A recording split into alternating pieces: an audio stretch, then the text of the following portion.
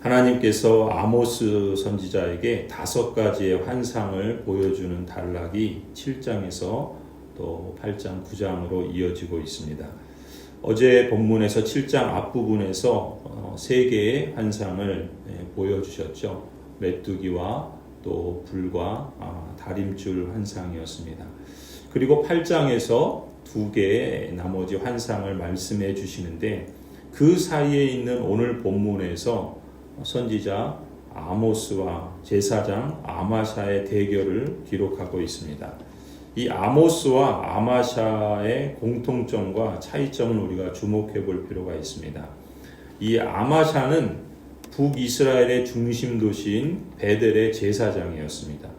반면에 아모스는 남유다 출신의 선지자였습니다. 공통점은 둘 다 하나님께 직분을 받은 사람이고 또한 그 역할은 하나님과 언약 백성 사이에서 중보자의 역할을 하는 것이라 말할 수 있겠죠. 차이점이 있다면 제사장 아마샤는 왕의 측근으로 권력의 중심부에서 왕이 듣기 좋은 소리를 하면서 축복하고 권력의 단맛을 즐기는 그런 사람이었습니다. 반면에 선지자 아모스는 유다의 시골 마을 드고아에서 짐승을 돌보고 무화과를 가꾸는 농부였습니다. 하지만 하나님께서 북이스라엘에 심판의 메시지를 선포하고 참된 구원의 길을 찾도록 촉구하라는 소명을 받고 하나님의 부르심에 순종하면서 정권과 사람들에게 여러 쓴맛을 맛보아야 하는 그런 사람이었습니다. 이 아모스 선지자는 계속해서 왕과 또 백성들에게 선포하죠. 5장에서 보았던 것처럼 너희는 여호와를 찾으라고 그러면 살리라 말씀했습니다. 또한 악을 미워하고 선을 사랑하고 공의를 실천하라 하나님이 주신 말씀을 선포했습니다. 또한 주 여호와께 간구하기를 하나님께서 야곱이 미약하니 어찌 그들이 서겠습니까? 그들을 용서해 주시기를 하나님께 중보하며 기도했습니다. 그럼에도 불구하고 권력자들은 돌아오지 않고 오히려 악을 더 행하고 또한 언약 백성들 또한 그 길을 쫓아가면서 하나님께서 이 여로보암 왕의 가문과 그 백성들을 심판하실 것이라는 말씀을 선포합니다. 이처럼 사람들이 별로 듣고 싶지 않은 그런 말씀을 전하기 때문에 아모스 선지자는 여러 어려움과 고뇌에도 불구하고 하나님께서 맡기신 직임을 충실하게 감당했죠. 반면에 제사장 아마샤는 아모스의 이런 선포가 몹시 못마땅했습니다. 그래서 왕에게 보고를 하죠. 아모스가 나라를 혼란에 빠뜨리는 반란을 선동하고 있다라고 왜곡된 보고를 합니다. 10절부터 11절이죠. 베델의 아마사 제사장이 이스라엘의 여로보암 왕에게 사람을 보내서 알렸다. 아모스가 이스라엘 나라 한가운데서 임금님께 대한 반란을 선동하고 있습니다. 그가 하는 모든 말을 이 나라가 더 이상 참을 수 없습니다. 아모스는 여로보암은 칼에 찔려 죽고 이스라엘 백성은 틀림없이 사로잡혀서 그 살던 땅에서 떠나게 될 것이다 하고 말합니다. 이렇게 왕에게 왜곡된 보고를 할 뿐만 아니라 왕의 측근인 제사장 아마샤는 아모스 선지자를 불러서 그에게 경고하고 협박을 합니다. 12절 13절이죠. 아마샤는 아모스에게 말하였다. 선견자는 여기를 떠나시오. 유다 땅으로 피해서 거기에서나 예언을 하면서 밥벌이 하시오. 다시는 베델에 나타나서 예언을 하지 마시오. 이곳은 임금님의 성소요 왕실이요. 예나 지금이나 부패한 권력자 옆에는 늘 자기 이익을 위해서 부패한 권력을 추종하면서 그 단맛을 보는 사람들이 있기 마련입니다. 정치인만이 그런 게 아니라 그걸 정당화해주는 종교인들도 있기 마련이죠. 그들은 여로보암 왕과 이스라엘이 이제까지 범한 불의를 종교적으로 정당화해주면서 더 많은 사람들에게 종교적인 그 명성을 얻을 뿐만 아니라 정치판에 들어가서 더 많은 힘을 얻고 명성을 얻고 부를 누리고 그것을 자식들에게 세습하는 그런 악을 행하면서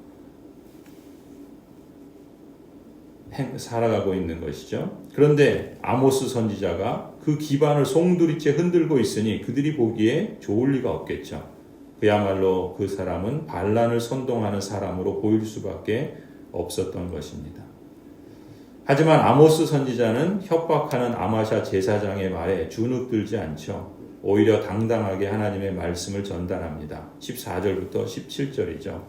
아모스가 아마샤에게 대답하였다. 나는 예언자도 아니고 예언자의 제자도 아니요. 나는 집짐승을 먹이며 돌 무화과를 가꾸는 사람이요. 그러나 주님께서 나를 양떼를 몰던 곳에서 붙잡아내셔서 주님의 백성 이스라엘에게로 가서 예언하라고 명하셨소. 이제 그대는 주님께서 하시는 말씀을 들으시오. 그대는 나더러 이스라엘을 치는 예언을 하지 말고 이삭의 집을 치는 설교를 하지 말라고 말하였어. 그대가 바로 그런 말을 하였기 때문에 주님께서 이렇게 말씀하시오. 내 아내는 이 도성에서 창녀가 되고 내 아들 딸은 칼에 찔려 죽고 내 땅은 남들이 측량하여 나누어 차지하고 너는 사로잡혀간 그 더러운 땅에서 죽을 것이다. 이스라엘 백성은 꼼짝없이 사로잡혀 제가 살던 땅에서 떠날 것이다. 아모스 선지자는 여호와께서 부르시고 여호와께서 일러주시는 말씀을 받고 그대로 전하는 역할에 충실합니다. 반면에 아마샤 제사장은 자신의 왕은 하나님이 아니라 여로보암이라고 믿고 하나님의 말씀이 아니라 왕의 신임을 받을 만한 그런 말을 하지요. 두 사람의 차이는 삶의 주인이 누구인가에 있습니다. 아모스는 여호와가 주인이라고 말할 뿐만 아니라 그 고백처럼 그대로 순종하고 충성하는 삶을 살았습니다.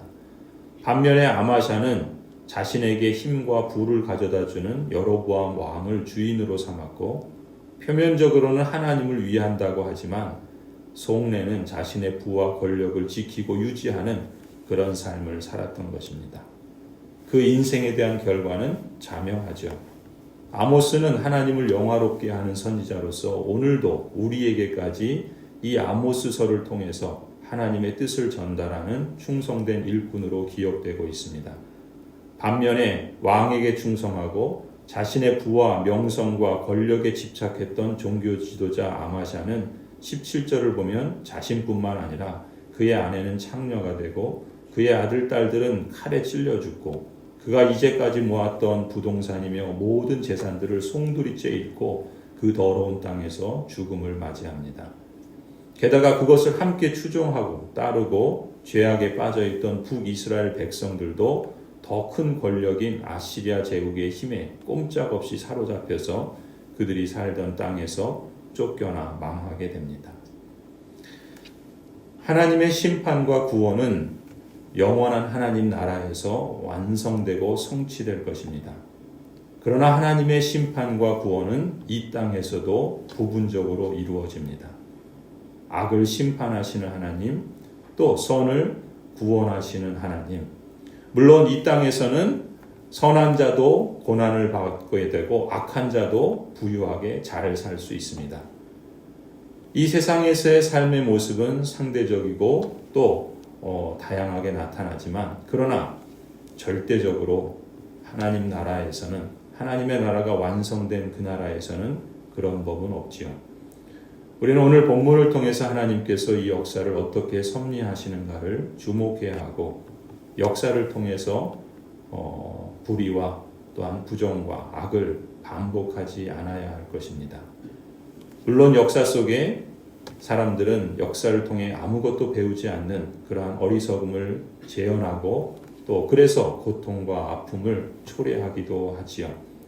그러나 할 수 있다면 그리스도인들은 하나님의 그 정의와 또 하나님의 사랑이 이 땅에서 온전하게 이루어질 수 있도록 힘써야 할 줄로 믿습니다.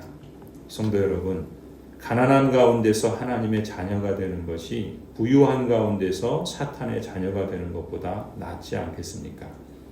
믿음이란 하나님께 초점을 맞춘 삶이지요. 우리는 예배를 통해서 섬겨야 할 대상을 명확하게 해야 합니다. 우리는 말씀을 통해서 믿어야 할 내용을 명확하게 해야 합니다. 그리고 우리는 기도를 통해서 구해야 할 뜻을 명확하게 해야 합니다.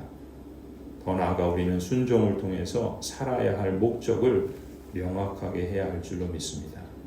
평강의 하나님께서 친히 때마다 일마다 여러분에게 참된 길과 평안으로 인도해 주시기를 간절히 소원합니다.